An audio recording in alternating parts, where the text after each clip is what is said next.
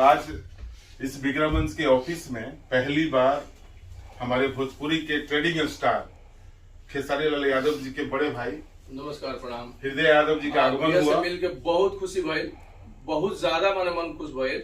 आवे के तो 3 महीना नहीं से, लेकिन आज भैया भेटा गेल बनी तो आज बहुत खुशी, मजा आ गई यहाँ आके। हमें भी बड़ा अच्छा लगा कि आज ये ऑफिस में हृदय जी आए हैं। हमारे मुन्ना मोहित जी हैं और हमारे टोनी सिंह हैं जो काफी हम लोग के साथ रहते हैं और हमें बहुत काफी अच्छा लगा। बहुत बहुत बढ़िया, बहुत अच्छा हृदय जी आए और फर्स्ट टाइम हृदय से मेरी मुलाकात हो रही है।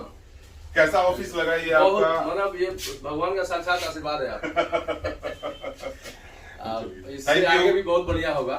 थैंक यू दोस्तों। हृदय से आशीर्वाद बिल्कुल आइए मुझे आराम से धीरे slow slow slow slow slow आए। तो कम से कम हमारे हृदय जी को